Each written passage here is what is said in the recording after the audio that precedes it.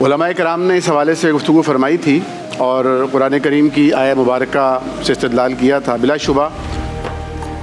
اللہ رب العالمین کا ارشاد ہے کہ اذا قرئ القرآن فاستمعوا له وانصتوا لعلکم ترحمون، کہ جب قرآن کریم کی تلاوت کی جائے تو تم خاموشی سے اسے سنو، چپ رہو تاکہ تم پر رحم کیا جائے۔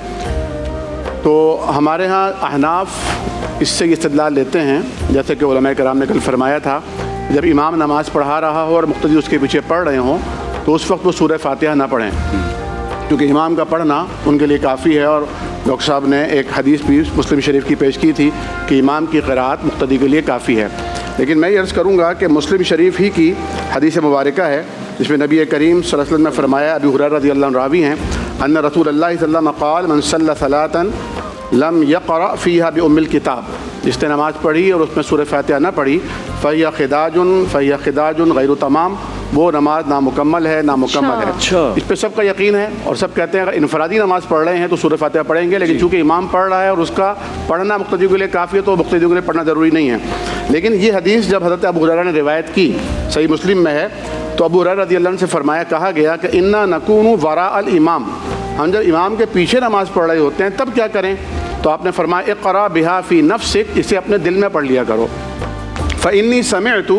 رسول اللہ صلی اللہ علیہ وسلم، میں نے اللہ کے نبی کو خود فرماتے ہوئے سنا، یقول قال اللہ تعالیٰ کہ اللہ فرماتا ہے، قسمت الصلاۃ بینی و بین عبدی نصفین، میں نے نماز کو اپنے اور اپنے بندے کے درمیان، اور سورہ فاتحہ کا بھی ایک نام الصلاۃ ہے، تقسیم کر دیا ہے، ولعبدی ما سأل، اور بندے کے لیے وہ ہے جو وہ پکارتا ہے اور مانگتا ہے۔ اسی طرح مستد احمد اور سنن دارقطنی کی روایت ہے، عبادہ بن صامت رضی اللہ عنہ روایت کرتے ہیں، کنا نصلی خلف رسول اللہ صلی اللہ علیہ وسلم فکان یقرأ فی سورۃ الفاتحہ،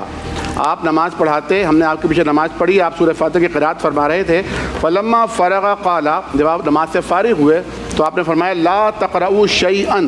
کیونکہ نماز میں سورہ فاتحہ بھی ہوتی ہے اور اس کے ساتھ متصل ایک سورت بھی ہوتی ہے، کچھ آیات ہوتی ہیں، فرمایا لا تقرؤوا شیئا، کچھ بھی نہ پڑھا کرو، الا بأم الکتاب، سوائے سورہ فاتحہ کے، فإنہ لا صلاۃ